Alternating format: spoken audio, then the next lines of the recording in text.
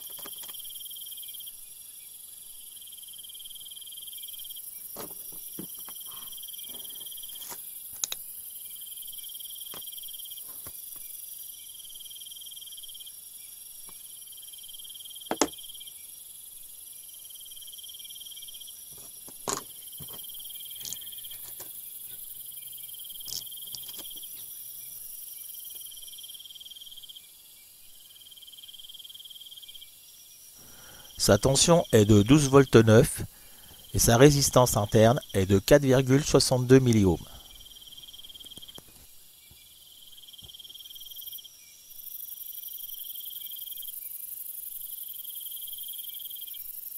Avec une batterie comme celle-ci, on pourra monter une petite station autonome.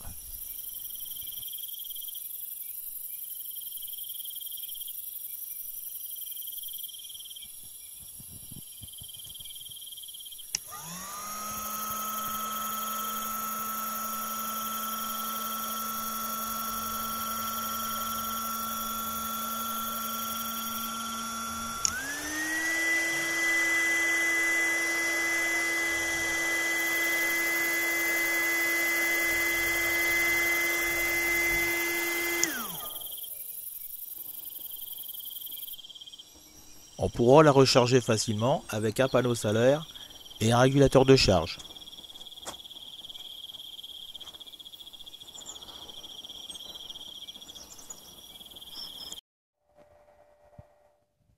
On a possibilité de la recharger aussi avec un chargeur spécial. Son poids est de 12,7 kg et elle est bien plus légère qu'une batterie au plomb.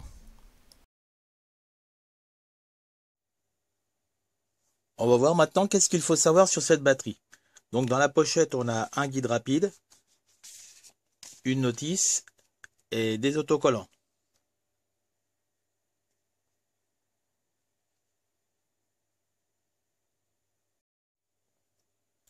En gros, ils expliquent que pour le transport, la batterie doit être chargée entre 30 et 50%.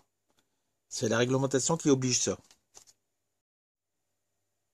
La batterie doit être montée à l'endroit, il ne faut pas la retourner. Ensuite, il faut isoler les fils pour éviter les courts-circuits.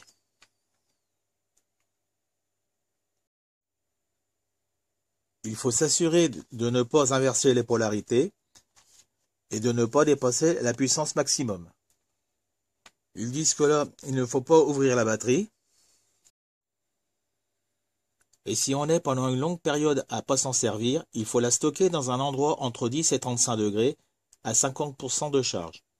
Il faudra la recharger tous les 3 mois à cause de la consommation du BMS.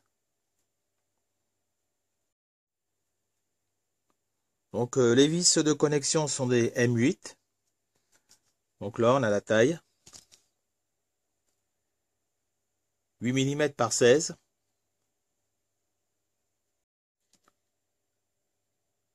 Pour la taille de la batterie, on a une largeur de 172 mm, une longueur de 329 mm et une hauteur de 214 mm.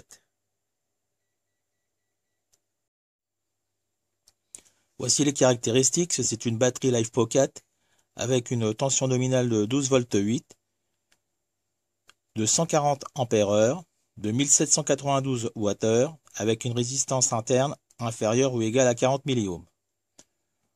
Le nombre de cycles de charge sera de 4000. Le BMS est de 100 ampères. La méthode de charge est CCCV. La charge de voltage est de 14 volts 4 plus ou moins 0,2 volts. Le courant de charge recommandé est de 28 ampères. Le courant de décharge maximum sera de 100 ampères avec des pointes de 500 ampères pendant 1 seconde. Et la puissance maximum de sortie est de 1280 watts. Le BMS va déconnecter automatiquement pour une tension supérieure à 15 volts et une tension inférieure à 10 volts 8.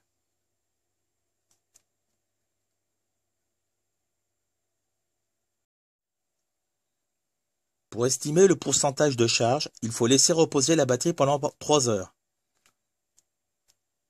Donc là, 0% pour de 10 à 12 volts, de 13 à 13 volts 15, 25%, de 13,15 à 13,2, 50%, de 13,3 à 13,33, 75%, et supérieur ou égal à 13,33, 100%.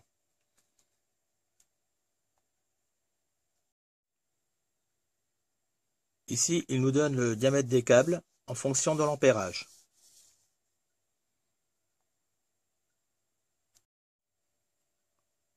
Pour le montage série ou parallèle, on est limité à 4 batteries. Ici, ils expliquent que pour les brancher en parallèle, il faut les recharger séparément.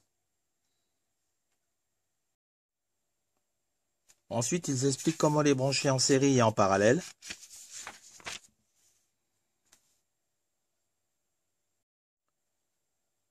Là, ils expliquent que si le BMS déconnecte la batterie, il faut tout débrancher et attendre 30 minutes. Puis ensuite, on peut la recharger avec un chargeur ou un panneau solaire. Ici, c'est écrit qu'il y a une protection pour les basses températures.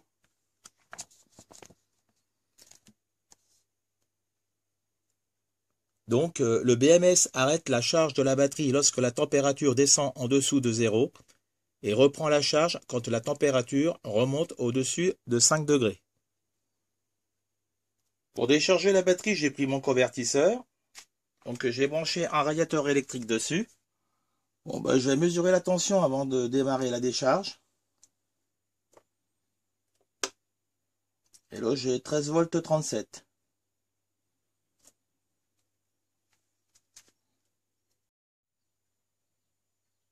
Je vais mettre le radiateur en route. Donc, je le règle à fond.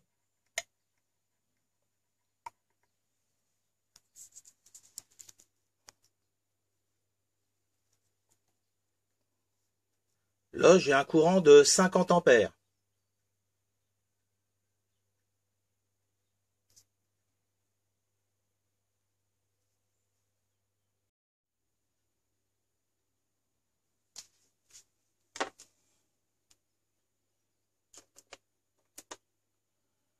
La tension est de 12 volts 7.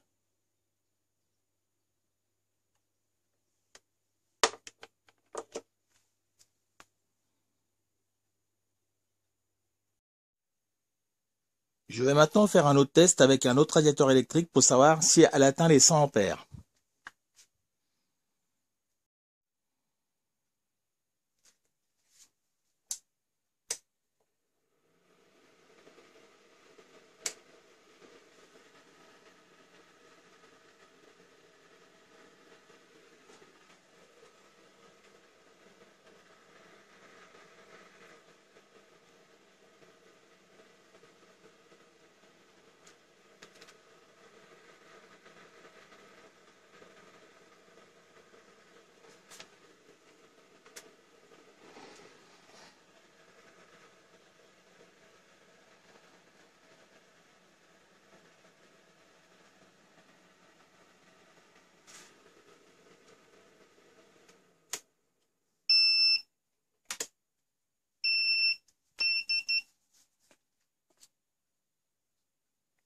J'ai été obligé de faire une estimation du temps de décharge car le radiateur coupait de temps en temps.